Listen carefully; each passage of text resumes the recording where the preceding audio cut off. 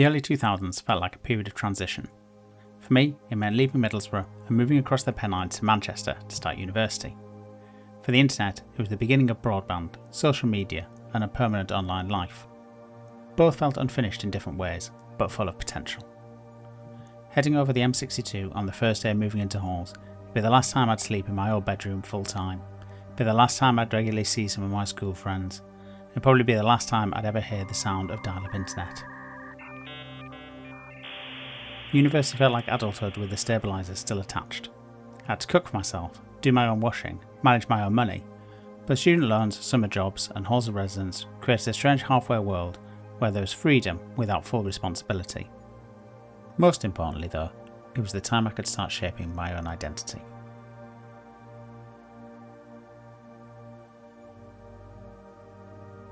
Before social media, that mostly happened physically, through lectures, pubs, clubs, society nights and chance encounters. Two of my closest university friends I met completely by accident in a registration queue because one of them happened to be wearing a Middlesbrough shirt. At the same time, my relationship with the internet was changing as well. At home, the internet has always felt temporary. You'd wait for the phone line to become free, connect at 56k, spend an hour online, and disconnect before somebody complained about the phone bill. At university, it was suddenly always on. There was internet access in the halls, in the computer science labs, and in the library. Downloads that once took hours suddenly took minutes. MSN Messenger was logged on permanently. File sharing exploded overnight. But despite this, the internet still felt separate from real life. It lived inside computer screens and computer labs. Once you left your room for lectures, pubs, or nights out, the internet stayed behind. There were no smartphones, no social feeds, and no expectation that your entire life should be permanently documented. That separation gave online life a strange sense of impermanence. The web itself also felt smaller, stranger, and far less commercial than it does now. You discovered websites through forums, MSN conversations, and word of mouth, rather than algorithm recommendations. The internet existed in scattered islands. Someone would send you a strange flash animation at 2 AM. Somebody else would show you a bizarre website in the university computer labs. The humour felt amateur, chaotic, and experimental. People made things because they wanted to, not because they were building audience or personal brands. Websites like Miniclip, Albino Black Sheep, and eBaum's World became part of the atmosphere, featuring looping flash animations, strange memes, and badly compressed videos that spread across forums and MSN.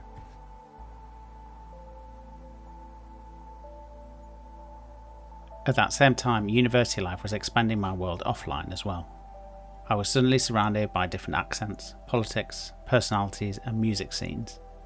Before online networking fully took over, university was one of the few places where you physically discovered your tribe. Most of my social life revolved around music and nightlife. Rock Kitchen on Saturdays, Fifth Ave on Tuesdays, Satan's Hollow on Thursdays.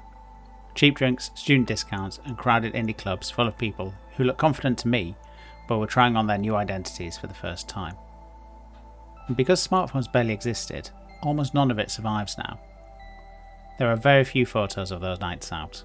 No Instagram stories, no TikToks, no permanent social archive. Most of it exists only in memory, in stories we tell each other years later. In some ways that made those experiences feel more temporary, but also strangely more personal. I'm friends with many of those same people now, but we've moved from being Indian metal obsessed teenagers to having careers and marriages, being parents and moving to houses in the suburbs. The identities have changed, but those friendships have remained. Looking back now, what strikes me most is how differently we related to documenting our lives. Today, high quality cameras exist everywhere, and recording has almost become automatic. Entire concerts are viewed through phone screens. Nights out are published online before they've even finished happening. I don't think this is a generational thing. People of all ages do it, myself included. And in many ways, modern technology is incredible. It keeps families connected, preserves important memories, and allows people to share their lives in ways that would have once seemed impossible. But I do think that something about the texture of the experience has changed. When thousands of people record the same moment simultaneously, the act of recording itself seems to feel less meaningful. We're increasingly existing as participants, observers, and archivists. At the same time, the early internet wasn't necessarily better either. Alongside the creativity and freedom, there was also chaos. Viruses, shock videos, mislabeled downloads, strange corners of the web that felt completely unsupervised. The internet was still culturally unfinished. It had freedom, but not yet much responsibility. For people born in the 1980s, there was an unusual overlap where adulthood, identity, and the internet itself all seemed to mature at that same time. Both felt temporary. Both felt experimental. Both were still becoming what they would eventually turn into. And maybe that's why this period still feels emotionally distinct in memory. It was a brief moment before online became permanent infrastructure, before every experience became documented, searchable, and archived, before the internet stopped feeling like somewhere you visited and started feeling like its current all-encompassing form.